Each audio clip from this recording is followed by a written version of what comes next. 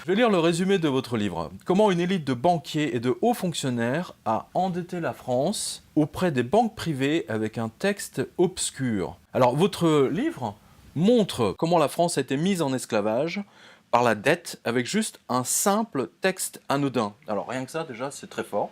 Juste 4 lignes, ou peut-être moins, 3 lignes, et vous mettez tout un peuple en esclavage. Et ensuite, votre livre montre comment, en l'espace de 40 ans, chaque Français s'est retrouvé avec une dette de 30 000 € sur le dos, au nom du pays. Grâce à cette loi, la France a été conquise sans bruit, sans une balle tirée et sans aucune résistance. Chaque semaine, ce sont 4 nouveaux milliards empruntés par l'État pour payer retraite, salaire et aussi intérêt de la dette qui s'ajoute aux 1700 milliards déjà dus, alors qu'au même moment, 800 emplois, alors ça c'était au moment où votre livre est sorti, mais aujourd'hui on est passé quasiment à 2000, 800 emplois industriels sont détruits chaque jour.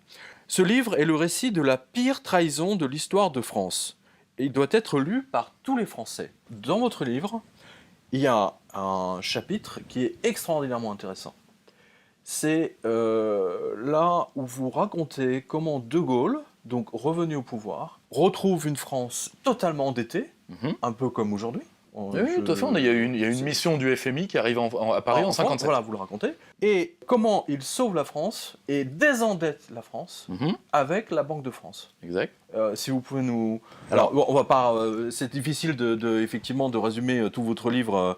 Là, franchement, vraiment, j'encourage tous les Français à le lire parce que c'est vraiment important de savoir comment la France a été mise en esclavage. Mais il faut quand même savoir que cette loi du 3 janvier peut être abolie et surtout que De Gaulle a désendetté la France quand même. Oui. C'est hyper important parce qu'on nous dit aujourd'hui il n'y a pas de solution, etc. Il y a l'Europe, patati patata. Si je peux juste faire un tout petit retour en arrière sur un point.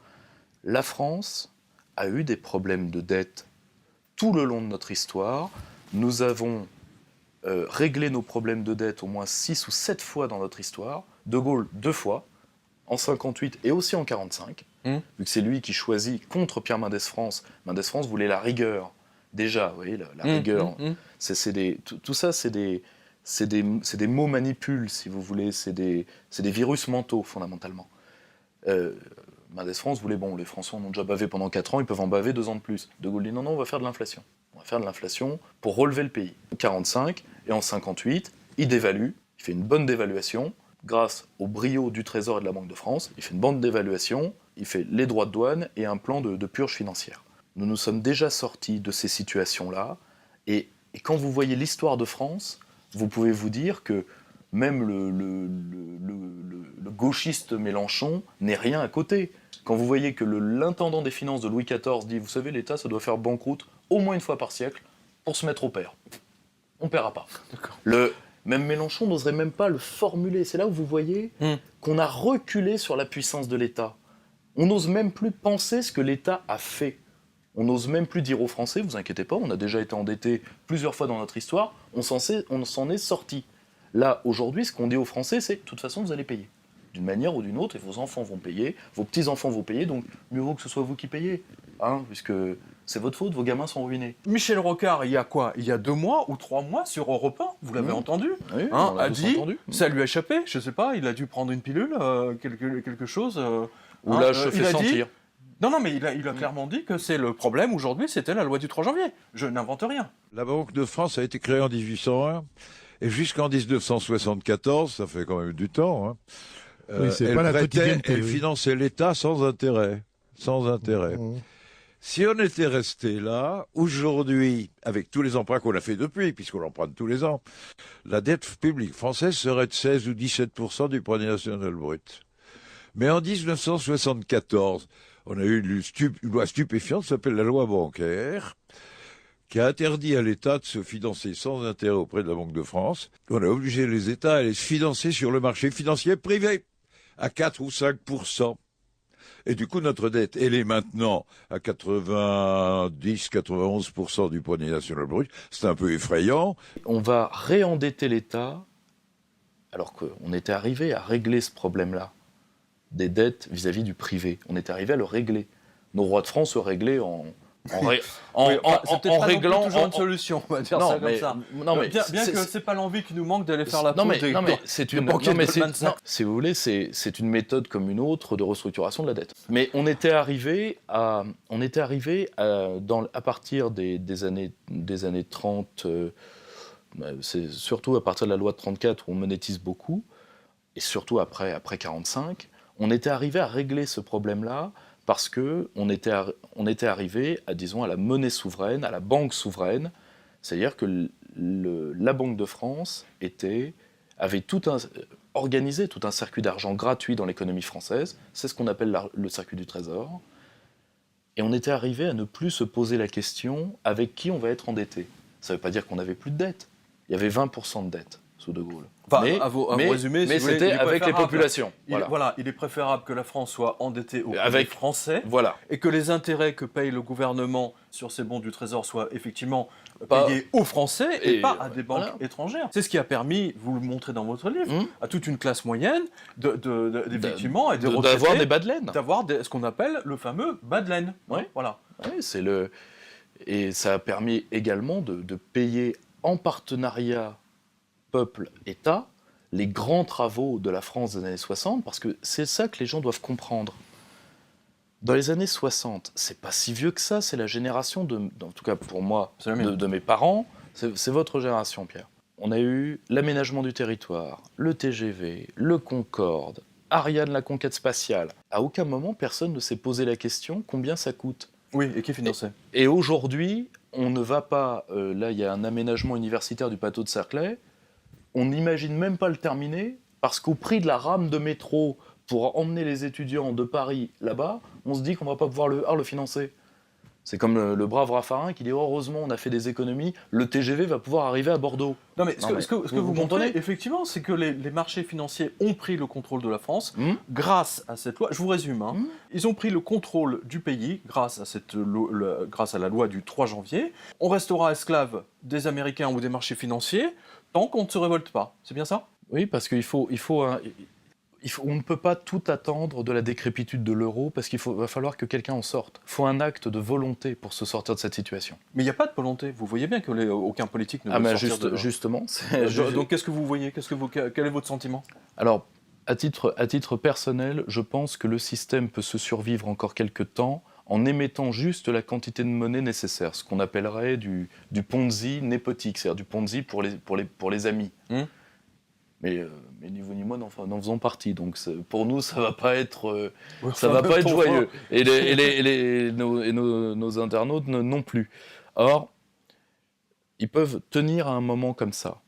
Pour le reste, ça va passer par la contrainte. C'est pour ça que j'ai très très peur d'un raidissement des libertés publiques en France dans les 4 ans à venir.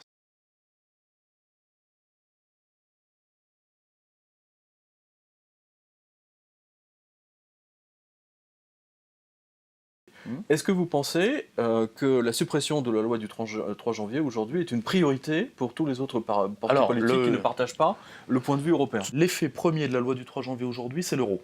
Donc il faut tuer l'euro. Et il faut surtout revenir à une banque centrale dite dépendante, mais en réalité une banque d'État. C'est-à-dire en terminer avec le privilège d'indépendance dont se targue la BCE, qui est indépendante de tout le monde, sauf des marchés américains et de la volonté de la Reichschancelière, vous en conviendrez. En tout cas, la souffrance du bon peuple. Et de Goldman Sachs. Oui, des marchés américains. Mais la souffrance des peuples du Sud et du bon peuple français n'a pas l'air d'émouvoir plus que ça, M. Draghi. C'est ces effets-là, parce que la loi dite du 3 janvier 1973, juridiquement, a été annulée parce qu'elle est entrée dans le processus de Maastricht, mais tout le processus des années 70, en passant par Maastricht, pour arriver aujourd'hui à l'état de la BCE, tout ça doit être annulé si on veut recouvrir une souveraineté monétaire. Le débat sur l'euro devient de plus en plus tabou. Parce qu'il y a pour l'électorat de gauche un sentiment de trahison sans nom, parce que Chevènement les avait prévenus, remarquez.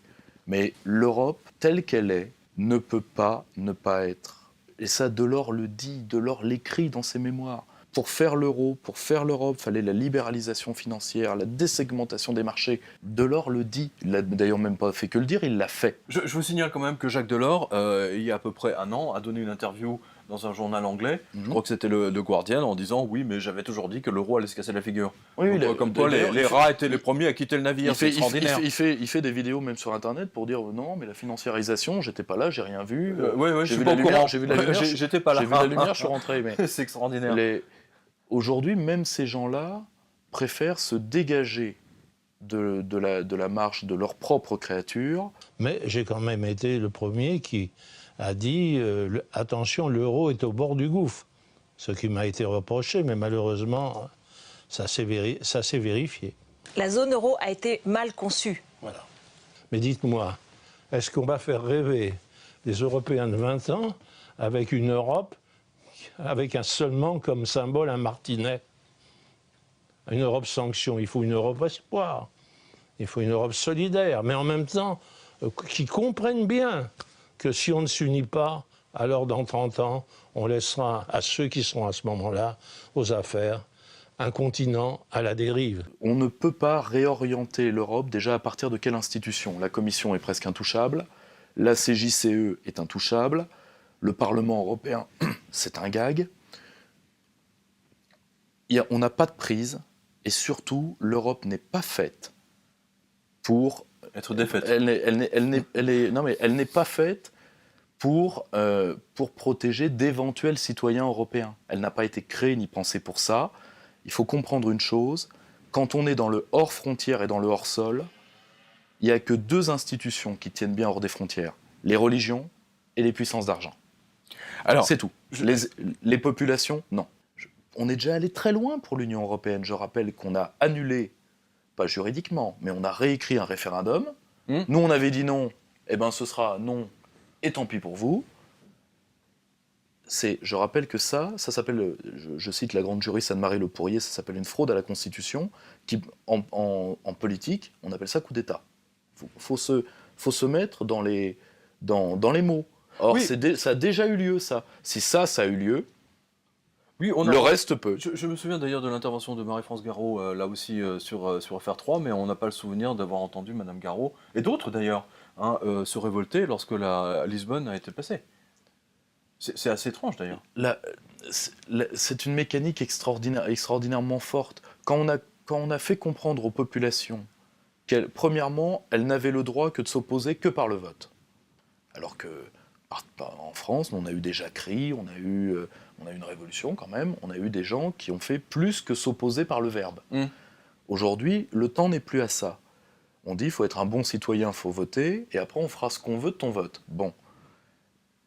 Et surtout, dans un pays, Régis Debray le dit très bien, dans un pays qui n'est plus libre, personne n'est libre. Et les Français la sentent, cette dépossession. Une part de l'effondrement psychologique du peuple français aujourd'hui est liée directement à la perte de son destin. Bon, ils peuvent rien y faire et ils ont le sentiment de rien pouvoir y faire. Et justement, la perte de leur destin, eh bien malheureusement, l'origine, c'est ça. Vous êtes d'accord avec moi? Oui, c'est l'ensemble de ce processus-là. À partir du moment où vous prenez le porte-monnaie de quelqu'un, parce que techniquement c'est ça, on a pris le porte-monnaie des Français, et on leur dit, quand vous voulez faire une dépense, eh bien vous demandez l'autorisation de Bruxelles ou de ceci ou de cela. Or le problème, c'est un choix, c'est ça qui a été décidé dans les années 70. On avait un système cohérent, peuple, État, Banque de France, donc avec tout ce qu'il y a avec, la planification, les droits de douane, c'est-à-dire on avait un État. On a fait un choix qui est le choix libre-échange, dette, marché. Chômage. Et donc chômage, nécessairement, comme variable d'ajustement. Et maintenant, ça va être dette, marché, chômage, et si t'es pas content, tu dégages.